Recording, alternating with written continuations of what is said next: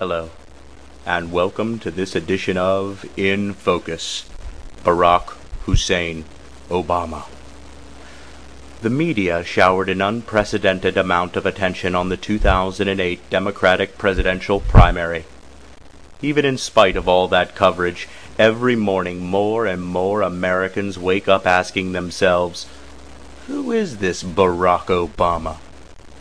This week, In Focus hopes to help answer that question and many more using the magic and majesty of photography to help bring the portrait of Barack Hussein Obama in focus. Barack Hussein Obama, born in 1960. A bastard by definition because his mother and father were not married at the time of his birth.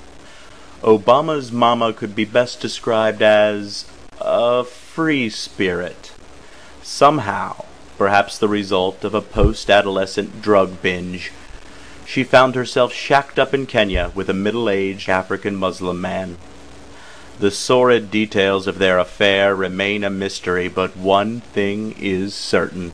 She certainly must have hated her father. Sadly, as so often is the case with these sorts of relationships, it didn't last.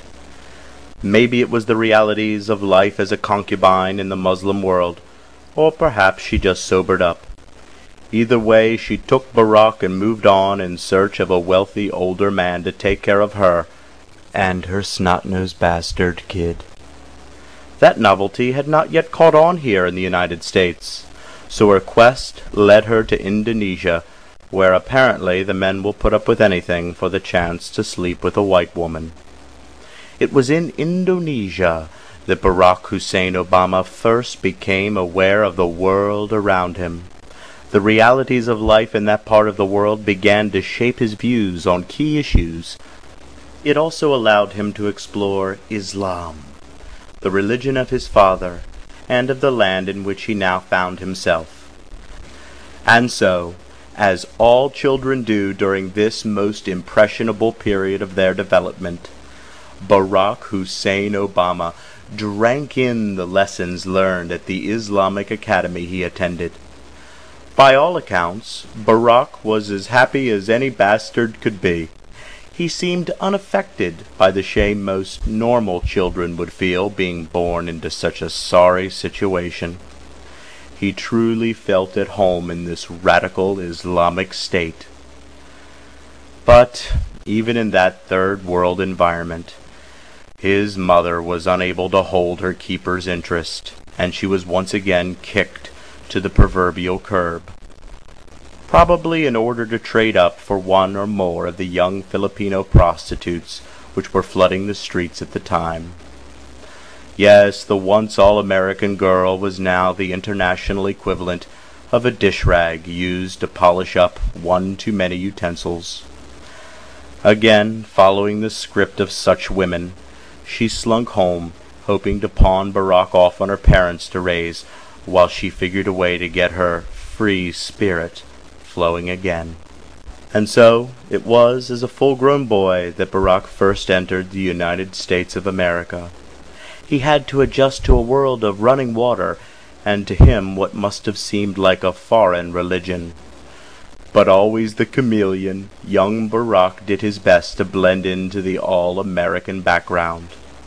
This was no easy task, due not so much to his hue, but more his having to adjust to life amongst the same people the imams taught him were enemies of God, who must all be destroyed. By the time he graduated from high school, the imams of his elementary school may have mistook him for one of the infidels they brainwashed children to hate. But underneath the surface of this unlikely success story, Barack Hussein Obama's mind worked like a machine that had been programmed for success. With help from his aptitude for standardized tests, diverse background, and racial quotas, Barack Hussein Obama was accepted to the prestigious Harvard University, home to such minds as Timothy Leary and Ted Kaczynski. Soon Obama would add his name to that list. Around this same time, Hip-hop culture was spreading across the United States faster than suicide bombers into Israel. Barack, who had been raised by older, white, working-class grandparents, became frustrated that he was unable to give an answer when asked, "What's good in the hood?" At first, the term hood conjured up images of the heroic jihadist he'd learned about in his youth. But soon, BHO realized that this hood was an actual place. Always curious about the world around him, Barack Hussein Obama decided that he would go there and finally discover for himself what was good in the hood. When we return, Obama finally hears a version of the gospel which speaks to him.